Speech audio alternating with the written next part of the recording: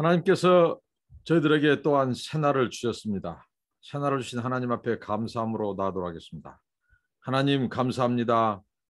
저희들 하나님의 은혜 가운데 날마다 지키시고 동행하시고 함께 하신 것을 감사합니다. 오늘도 하나님께서 주의 말씀으로 저희들을 훈계하시고 견책하시고 붙잡아 주시고 인도하옵소서. 하나님 우리의 등불이십니다.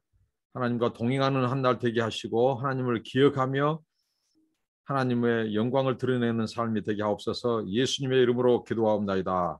아멘. 찬송하시겠습니다. 찬송은 나 같은 죄인 살리신 찬양하겠습니다. 제가 우리 필리핀의 우리 가정과 저희 한 집에서 위아래 이렇게 나누어 살고 있는데요. 우리 위층에 우리 저스틴이라고 하는 초등학교 아이가 늘 이렇게 나 같은 죄인 살리신 이걸 피리를 불고 또 발코니에 나와서 노래를 부르면 함께 합니다. 우리는 어메이징 그레이스 친구입니다. 나 같은 죄인 살리신 나 같은 죄인 살리신 주 은혜 놀라워 잃었던 생명 찾았고 광명을 얻었네. 큰 죄악에서 건지신 주 은혜 고마워. 나 처음 믿은 그 시간 귀하고 귀하다. 이제껏 내가 살 것도 주님의 은혜라. 또 나를 장차 본향에 인도해 주시리. 거기서 우리 영원히 주님의 은혜로 해처럼 밝게 살면서 주 찬양하리라.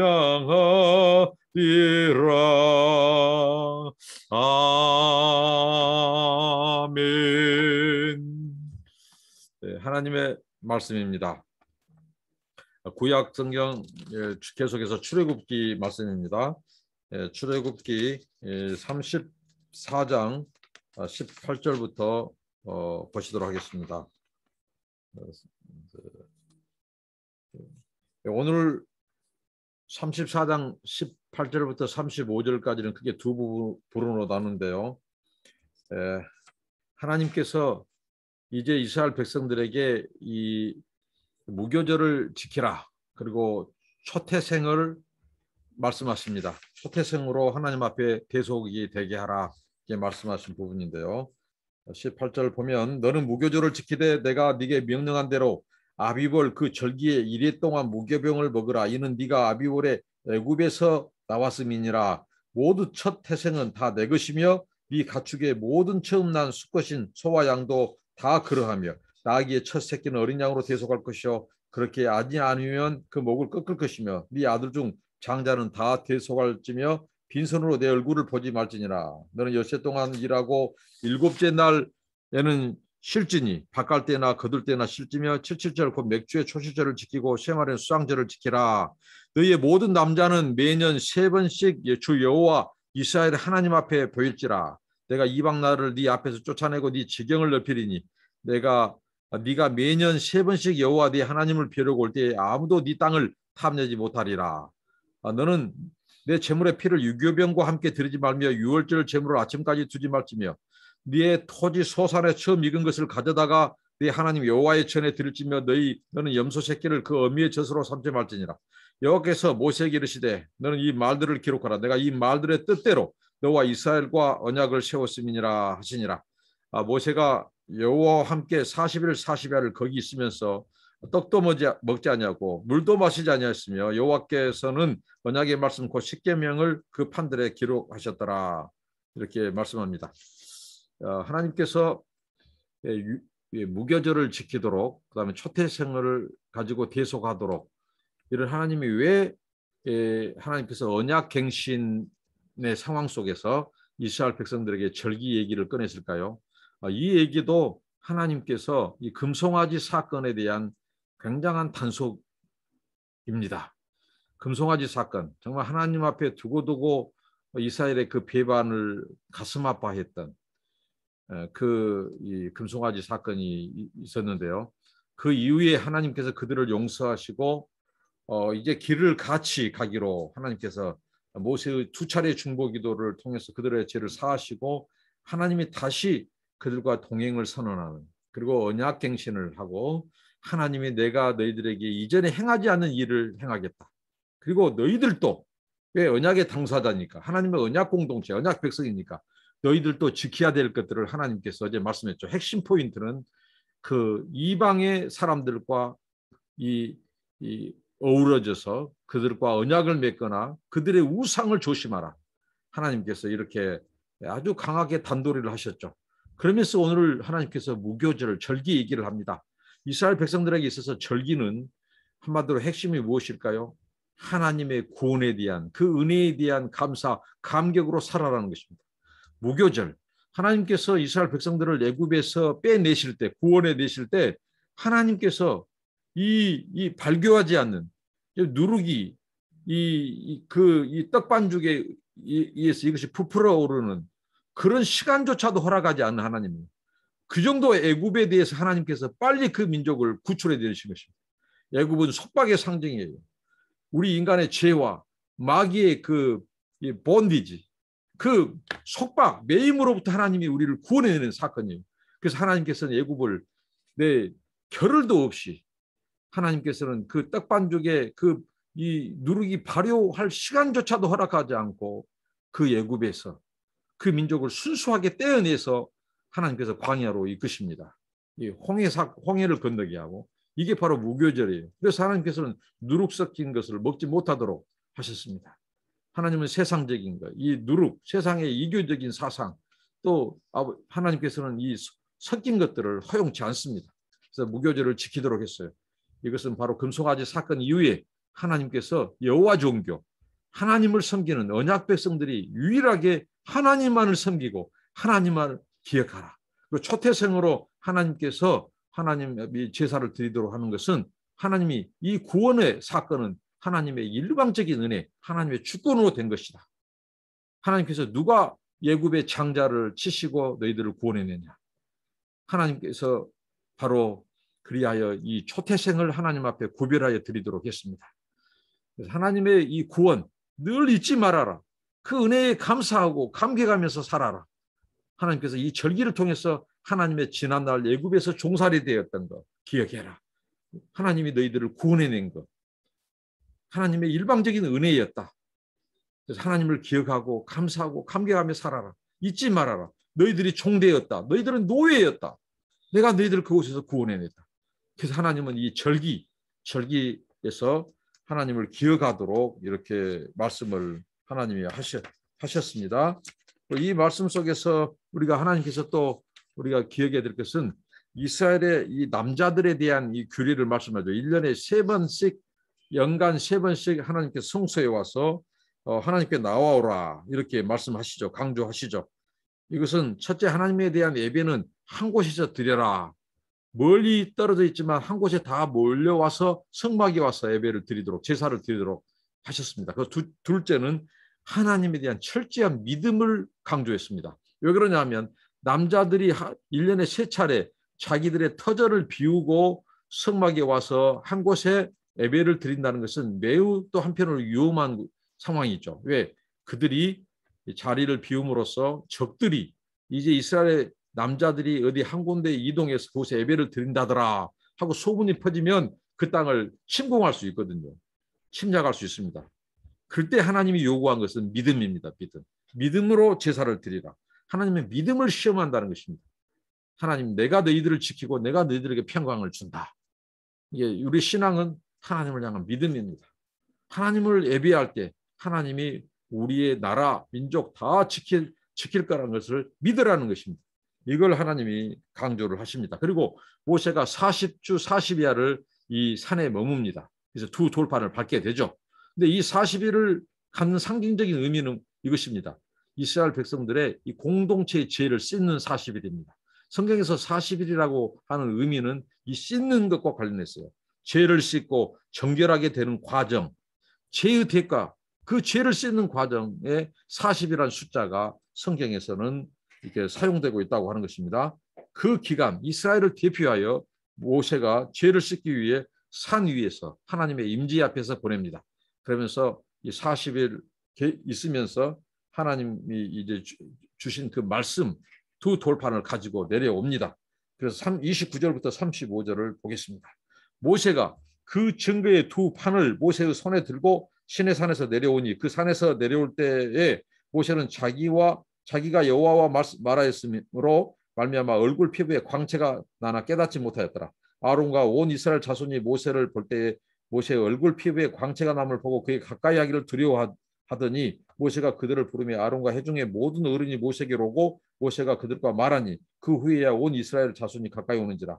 모세가 여호와께서 시내산에서 자기에게 이르신 말씀을 다 그들에게 명령하고 모세가 그들에게 말하기를 마치고 수건으로 자기 얼굴을 가렸더라. 그러나 모세가 여호와 앞에 들어가서 함께 말할 때는 나오기까지 수건을 벗고 있다가 나와서는 그 명령하신 일을 이스라엘 자손에게 전하며 이스라엘 자손이 모세의 얼굴에 광채를 보므로 모세가 여호와께 말하러 들어가기까지 다시 수건으로 자기 얼굴을 가렸더라. 이제 모세가 40일 만에 이제 시내산 정상에서 하나님을 대면하고 하나님의 말씀을 받고 이 두 돌판을 가지고 내려옵니다. 그때 모세의 얼굴이 굉장히 광채가 빛났습니다.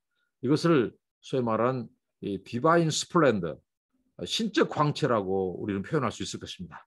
신적 광채가 그에게서 발산되었어요. 모세는 하나님과 얼굴과 얼굴을 대하는 그런 친밀한, 그렇게 친밀한 이 대화를 했던 사람이 바로 모세였습니다. 그 모세의 그는 자기의 얼굴이 광채가 난지도 모르죠. 내려왔습니다. 아론을 비롯한 이스라엘 사람들이 두려워했습니다. 그를 피했습니다. 그 정도로 하나님의 영광의 광채가 모세에게 담겨져 있었다는 거죠. 모세를 통해서 하나님의 영광이 지금 반사되고 있습니다. 그들은 두려워 떨었습니다. 이 자세가 필요합니다. 이스라엘 백성들에게 금송아지 사건도 그들이 하나님의 이 임재와 영광, 그 두려움, 그 경외, 이것을 기억했다면 금송아지 사건은 없었을 것입니다. 그 사건 이후에 그들은 지금 두려워하는데 바로 모세에게 나타난 여호와의 영광, 그 광채 앞에 그들은 두려워 숨습니다. 그래서 모세가 그들을 다시 앞으로 나오게 하고 하나님께 받은 말씀을 전하죠. 그러면서 모세가 그들을 배려합니다. 그래서 수건을 자기 얼굴을 가립니다. 여기에서 참 모세의 모세다움을 볼 수 있는데요. 바로 하나님의 종의 자세, 우리 신자의 자세가 여기 있지 않나 싶습니다. 만약에 40일 동안 그 영광의 광채, 모세는 자기 자신도 몰랐습니다. 그 얼굴에 하나님의 광채가 담겨져 있다는 것, 사람이 두려워한다는 것. 그러면 많은 사람들은 이것이 유혹의 수단이 되겠죠. 자기를 굉장히 높이고 드러내고 자랑할 수 있는 요소가 여기에 다 있습니다. 내가 40일 동안 적어도 하나님을 대면했다. 하나님을 만났다. 그래서 말이죠. 자기 얼굴을 오히려 더 드러내려고 하고 사람들을 줄 세우려고 하고 자기 위엄을 자랑하고 자기가 마치 훌륭해서 자기가 뛰어나서 굉장히 신령한 사람으로 그러면서 자신을 뭐 하나님의 제2인자인 양 뽐낼 수도 있고 그러면서 모세교를 만들 수도 있어요. 그런 유혹을 받을 수 있었어요. 근데 모세는 얼굴을 가렸습니다. 이게 진정한 신자의 모습, 종의 자세지 않는가 싶습니다. 오늘 사람들이 40일 금식 기도를 하고 밥 먹듯이 이거 자랑을 합니다. 그래서 어리석고 굉장히 위험천만한 얘기입니다. 숨길수록 좋습니다. 이것은 40일의 이 기도 금식은 드러내려고 하는 거 아니에요. 자기를 오히려 죽여라고 하나님이 나가서 기도하는 겁니다. 자기를 부정이라고 하는 기간이에요. 그런데 자신을 드러내란 말이에요. 이것은 그들이 40일 동안 자신의 죄를 온전히 하나님 앞에 드러내지 않았다는 거예요. 씻지 않았다는 것입니다. 그들은 오히려 자신을 더 드러내는 거예요. 이것은 그 하나님의 말씀과 반하는 것이죠. 오히려 40일 진정으로 금식한 사람은 드러내지 않습니다. 나발불지 않습니다. 오직 하나님만 드러냅니다. 자신은 40일 동안 자신의 지난 날을 씻지 못한, 끊지 못한 죄악들을 갖고 몸부림치는 시간이 들었기 때문에 그들은 자랑할 수 없습니다. 더 겸손히 더 낮아져서 내려온다는 거죠. 모세처럼 얼굴을 가린 것이 사람들을 향한 배려, 자신을 드러내지 않는 것, 오직 영광의 초점은 하나님께만 돌려지는 것. 이 자세가 신약의 마지막 선지자인 세례 요한에게도 볼 수 있습니다. 나는 그의 신들매도 감당치 못한다. 예수님의 그 샌들 끈을 물고 푸는 것, 그것도 감당치 못한다. 이런 선지자 모습입니다. 세례 요한의 모습입니다. 오직 그는 흥하여야 되겠고 우리는 쇠하여야 되리라. 우리 삶 속에 이런 자세만 있다면 교회가 분란을 겪지 않을 것입니다. 세상 사람들이 교회 신자들 앞에 감동을 할 것입니다. 저들이 하나님의 영광만 드러내는 거예요. 그러면서 자신들을 감추고 자신을 죽이고 내려놓고 그러면 세상이 밝아질 것입니다. 변화될 것입니다. 하나님의 거룩으로 반사될 것입니다. 모세의 자세가 필요합니다. 모세는 하나님의 영광의 전달자였습니다. 세상은 하나님의 영광을 보고 싶어합니다. 누구를 통해서 보고 싶어합니까? 우리 신자인 우리들을 통해서, 교회를 통해서 하나님의 영광을 세상 사람들은 보고 싶어합니다. 그런데 우리가 그 하나님의 영광을 가리고 있다는 것입니다. 이게 죄입니다. 오늘날 그리스도인들의 삶 속에 빛과 소금이 되지 못하고 교회가 세상의 소금과 빛이 되지 못하고 하나님의 영광의 빛을 반사하지 못하고 있습니다. 그래서 세상에 손가락질을 당하고 있습니다. 우리 교회와 우리 그리스도인들의 잘못된 삶 때문에 하나님의 영광이 가려지고 그의 이름이 욕을 얻어먹고 있습니다. 이것은 오늘 모세의 삶 속에서 비춰볼 때 오늘 한국 교회와 우리들의 모습이 철저히 회개하고 우리로 인하여 가려진 하나님의 영광, 교회의 그 추락한 명성, 이름 정말 우리가 회개해야 됩니다. 정말 40일 동안 정말 하나님 앞에 이럴 때 40일 회개 기도를 하고 우리를 부정하고 회개하는 기도를, 죄를 씻는 기도를 해야 된다는 것입니다. 세상은 하나님의 영광을 보고 싶어합니다. 우리는 하나님의 영광의 반사자, 영광의 전달자입니다. 하나님은 모세를 통해서 세상에 말씀하셨고 모세를 통해서 그의 영광을 나타내셨습니다. 오늘 세상이 하나님을 보고 싶어합니다. 기독교의 진리를 삶 속에서 그들은 보고 싶어합니다. 누구를 통해서요? 저와 여러분, 교회를 통해서입니다. 팬데믹 기간 동안에 정말 한국 교회와 우리 그리스도인들이 세상의 빛과 소금이 되지 못한 거 있으면 우리가 용서를 구합니다. 이것은 우리가 잘못했습니다. 하나님의 영광을 드러내지 못했습니다. 우리가 진정으로 이웃을 사랑하지 못했습니다. 오히려 우리가 방역에 더 앞장서고 이웃의 생명과 안전을 위해서 더 기도하고 더 협조해서 방역이 잘 되고 빨리 이것이 종식되어서 우리 성도들 또 우리 이웃들이 생업에 빨리 종사하고 많은 가정들이 무너졌습니다. 그것을 안다면 우리가 더 방역에 솔선수범하고 정부도 하나님이 내신 기관입니다. 하나님의 국가를 세우셨습니다. 그들을 통해서 이런 국민들의 생명과 안전을 지키도록 했습니다. 여기에 교회가 함께 기도하고 함께 협력해야 됩니다. 이게 바로 하나님께 드릴 예배입니다. 모든 권세를 주신 하나님. 그래서 우리가 세상 가운데 하나님의 영광을 드러내는 것입니다. 모든 부분입니다. 비단의 한 그 예가 아닙니다. 우리 삶 전반에 걸쳐서 우리는 하나님의 영광의 반사자들, 전달자입니다. 이것을 기억하고 사는 저와 여러분 되기를 바랍니다. 기도하겠습니다. 하나님, 우리가 하나님의 영광의 전달자라고 말씀하시고 영광의 반사자, 하나님의 영광의 임재를 세상 가운데 드러내는 그런 저희들의 이 중요한 사명을 알고 우리가 하나님의 거룩을 훼손하지 않게 해주시고 하나님의 영광을 가리거나 유혹되게 하지 않도록 도와주시옵소서. 우리가 세상의 빛과 소금이 되며 하나님의 영광의 빛을 통해서 많은 사람들에게 소망을 주고 생기를 주고 위로를 주고 하나님 갈 길을 밝히 비춰주는 아버지의 구원의 통로, 축복의 통로가 다 되게 하옵소서. 한국 교회를 축복하시고 우리를 새롭게 하시고 우리 그리스도인들이 다시금 회개하고 아버지 하나님과 세상 앞에 다시 새롭게 서게 하옵소서. 예수님의 이름으로 기도합니다. 아멘. 감사합니다. 여러분들 축복합니다.